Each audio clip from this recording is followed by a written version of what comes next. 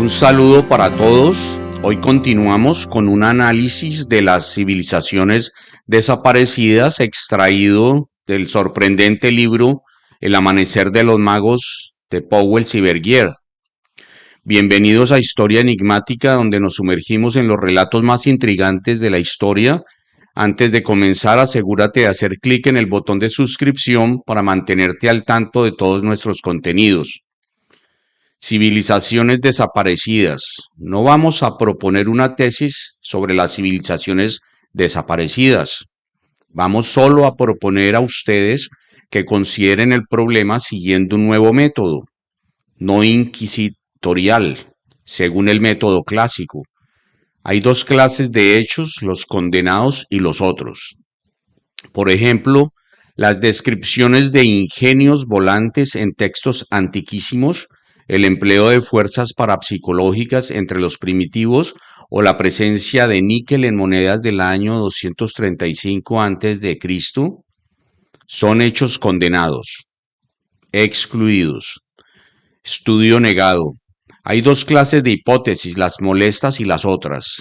Los frescos descubiertos en la gruta de Tassili en el Sahara representan principalmente personajes tocados con cascos de largos cuernos, de donde parten unos cohetes dibujados a base de millares de puntitos. Se dice que son granos de trigo, testimonio de una civilización campesina. Bien, pero nada lo prueba. Y si se tratase de la representación de campos magnéticos, horror, espantosa hipótesis, brujería, la camisa de azufre, a la hoguera.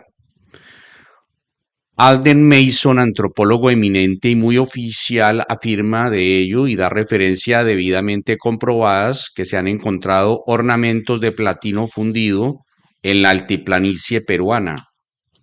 Ahora bien, el platino se funde a las temperaturas de 1730 grados y para trabajarlo hay que valerse de una técnica parecida a la nuestra.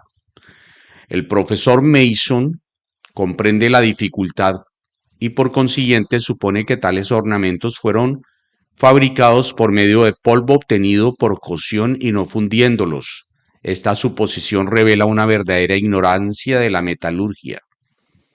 10 minutos de consulta del Tratado des Poudres Frites de Schwarzkopf le hubiesen demostrado que la hipótesis era absurda.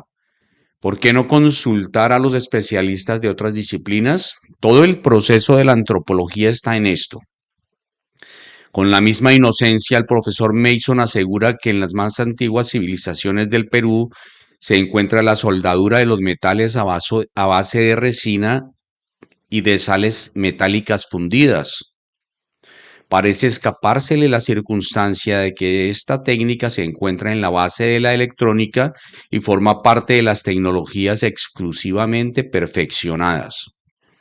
El profesor John Alden Mason, curador emeritus del Museo de Antigüedades Americanas de la Universidad de Pensilvania, en su obra The Ancient Civilization of Peru, abre una puerta al realismo fantástico.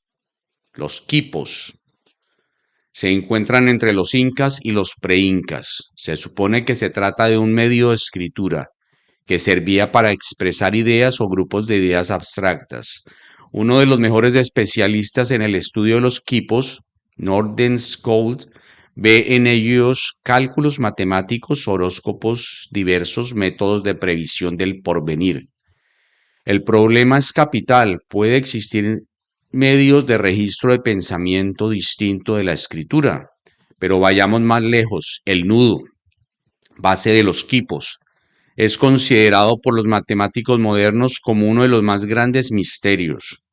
Solo es posible en un número impar de dimensiones. Es posible en el plano y en los espacios superiores, pares, 4, 6, 2 dimensiones, y los topólogos solo han conseguido estudiar los nudos más simples.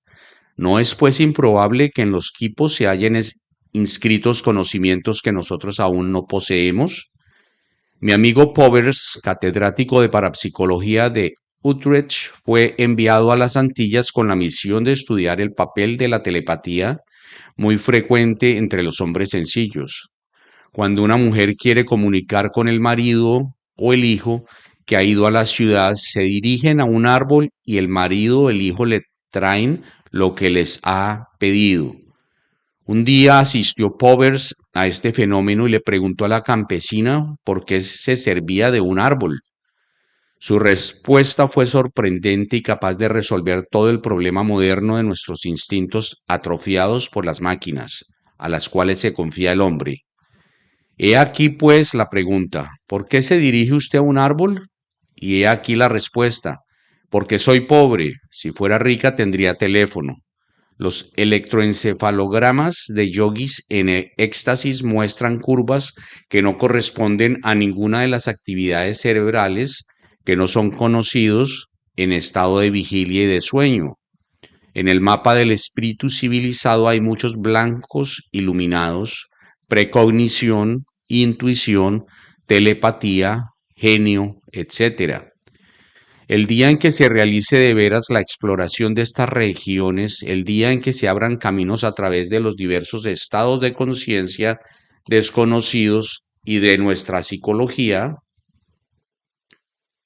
clásica, tal vez el estudio de las civilizaciones antiguas y de los pueblos llamados primitivos revelará verdaderas tecnologías y aspectos esenciales del conocimiento. Al centralismo cultural sucederá un relativismo que no hará ver la historia de la humanidad bajo una luz nueva y fantástica.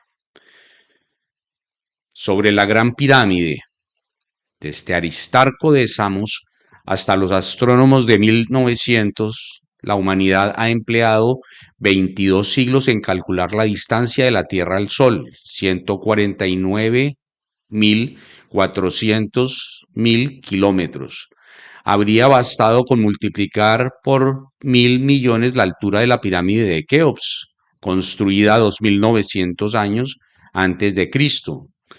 Sabemos ahora que los faraones consignaron en las pirámides los resultados de una ciencia de la que ignoramos el origen y sus métodos. Se encuentran en ellas el número pi, el cálculo exacto de la duración del año solar, del radio y del peso de la Tierra, la ley del movimiento retrógrado de los puntos equinocciales, el valor del grado de longitud, la dirección real del norte y acaso muchos otros datos todavía no descifrados. ¿De dónde procedían estos informes? ¿Cómo fueron logrados o fueron transmitidos? Y en este caso, ¿por quién? Según el abate Moreau, Dios dio conocimientos a los hombres antiguos, en plena puerilidad.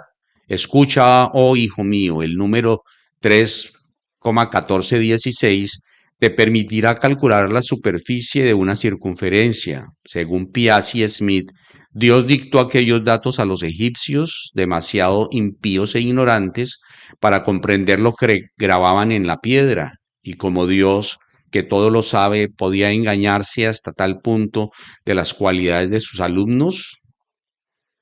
Ahora regresemos a Homero. Homero, antes que él, en la Odisea, al evocar la fabulosa Exeria, describen tal vez a Tartesos, la Tarshí bíblica de Jonás y términos de su viaje en la desembocadura del Guadalquivir. Tartesos es la más rica ciudad minera y representa la quinta esencia de una civilización. Florece desde un número ignorado de siglos y es depositaria de una sabiduría y de sus secretos. Hacia el año 500 antes de Jesucristo se desvanece completamente. No sabemos cómo ni por qué es posible que Numenor, misterioso centro celta del siglo V antes de Cristo, no sea una leyenda, pero nada sabemos de ella. Las civilizaciones cuya existencia pasada nos consta y que murieron resultan tan extrañas como la Lemuria.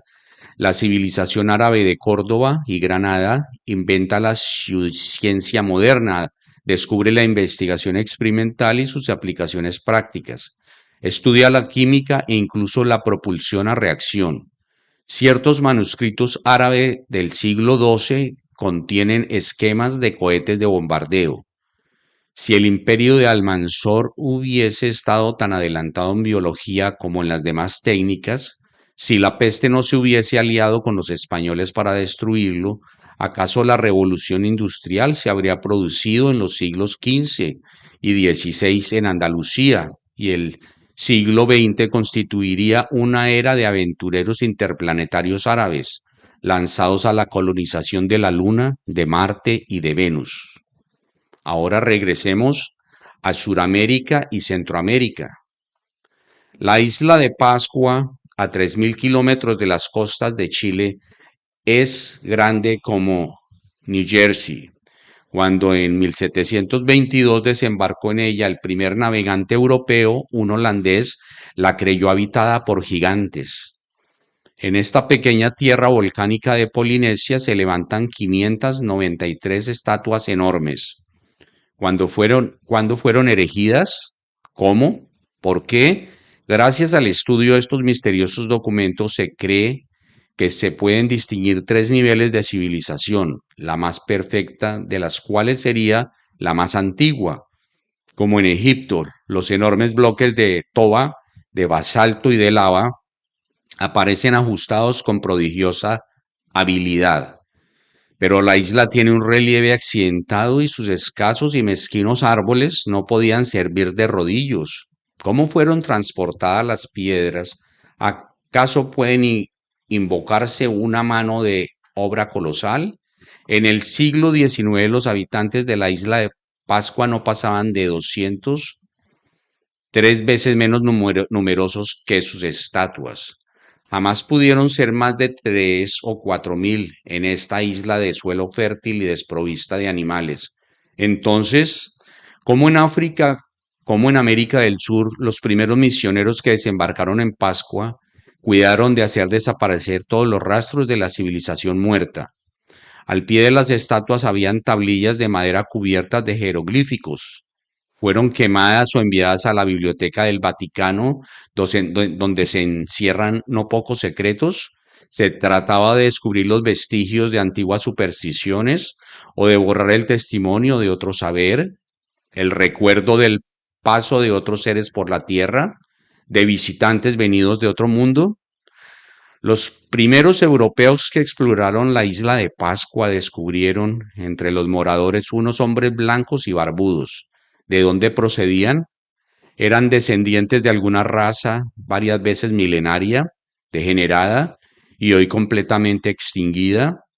Retazos de leyenda hablaban de una raza de señores, de maestros surgida del fondo de los tiempos, caída del cielo.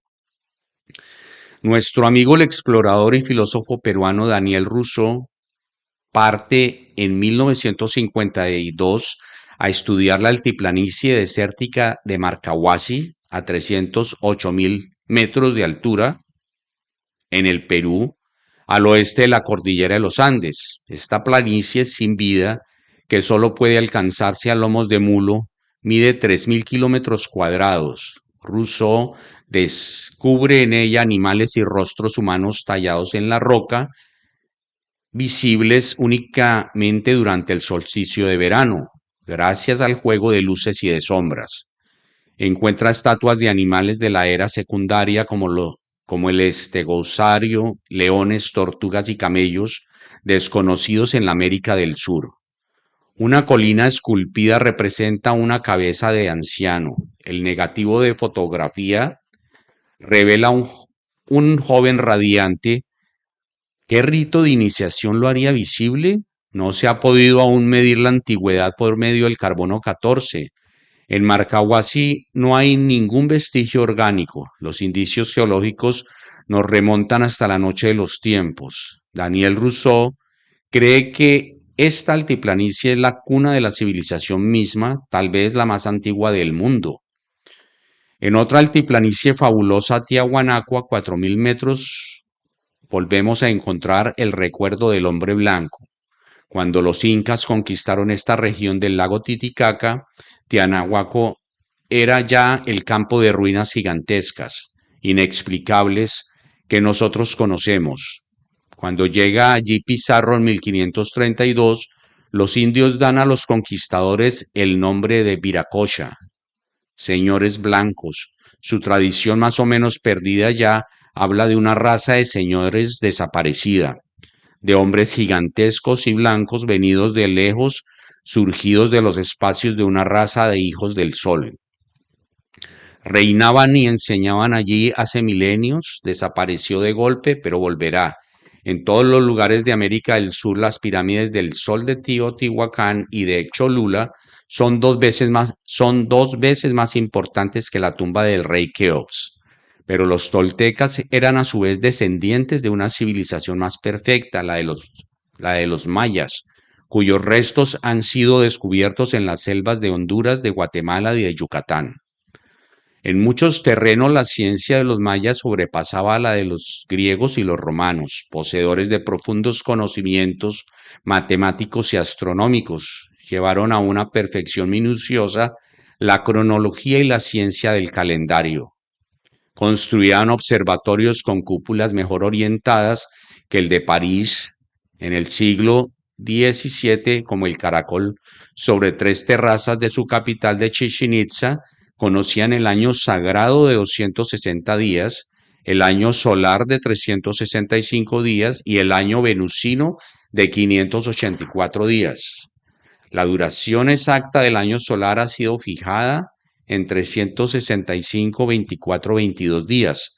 Los mayas lo habían fijado en 365, 24, 20 días, o sea que con error de 10 milésimas habían llegado a la misma cifra que nosotros después de largos cálculos. Es posible que los egipcios alcanzaran la misma aproximación, pero para admitirlo hay que reconocer las discutidas concordancias de las pirámides, mientras que de los mayas poseemos el calendario. El arte admirable de estos presenta otras analogías con Egipto. En sus pinturas murales, en sus frescos, en las paredes de sus vasijas vemos representados hombres de violento perfil semita, dedicados a todas las actividades de la agricultura, de la pesca, de la construcción, de la política y de la religión. Se sabe y no poseemos ninguna explicación satisfactoria de los orígenes de tales civilizaciones ni de sus finalidades. Algunas leyendas bolivianas recogidas por Madame Cynthia Fein y que parecen remontarse a más de 5.000 años refieren que las civilizaciones de aquella época se derrumbaron después de un conflicto con una raza no humana y cuya sangre no era roja. La altiplanicie de Bolivia y del Perú evocan otro planeta. Aquello no es la Tierra, es Marte. La presión del oxígeno es allí la mitad de la del nivel del mar y sin embargo se encuentran hombres hasta los 3.500 metros de altura. Tienen 2 litros de sangre más que nosotros, 8 millones de glóbulos rojos en vez de 5, y su corazón late con mayor lentitud. El método de establecer la antigüedad por medio del radiocarbono revela la presencia humana hace unos 9.000 años. Algunas precisiones recientes nos inclinan a pensar que allí vivían hombres hace 30.000 años. El arqueólogo americano Hyatt Verrill consagró 30 años a la búsqueda de las civilizaciones desaparecidas de la América Central y de la América del Sur. Según él, los grandes trabajos de los antiguos no fueron realizados con útiles de tallar piedras, sino con una pasta radiactiva que roía el granito, una especie de grabado a escala de las grandes pirámides. Verrill pretendía haber visto en manos de los últimos hechiceros esta pasta radiactiva, legada por civilizaciones todavía más antiguas. En una novela muy buena, The Bridge of Light, describe una ciudad preinca a la que se le llega por medio de un puente de luz, un puente de materia ionizada que aparece y desaparece a voluntad y permite franquear un desfiladero rocoso de otro medio inaccesible. Hasta sus últimos días, murió a los 80 años, Verrill afirmó que su libro era mucho más que una leyenda y su esposa que le sobrevivió sigue afirmándolo. ¿Qué significan las figuras de Nazca? Se trata de unas líneas geométricas inmensas trazadas en la llanura de Nazca, visibles solamente desde un avión o desde un globo, y que la exploración aeronáutica ha permitido descubrir recientemente. El profesor Mason, que como Berril no es sospechoso de fantasía, se pierde en las conjeturas. Hubiese sido necesario que las construcciones se guiasen desde un aparato flotando en el cielo. Nosotros no negamos la posibilidad de visitas de los habitantes del espacio exterior, de civilizaciones atómicas desaparecidas, sin casi dejar rastro, de etapas del conocimiento y de las técnicas comparables a la etapa presente, de vestigios de ciencias englobadas en diversas formas de lo que llamamos esoterismo y de realidades operatorias dentro de lo que nosotros colocamos en el campo de las prácticas mágicas. Si les ha gustado el video, pueden darle un like. A los que no se han suscrito al canal lo pueden hacer ahora y pueden dejar sus comentarios para profundizar más sobre estos temas. Hasta pronto, amigos.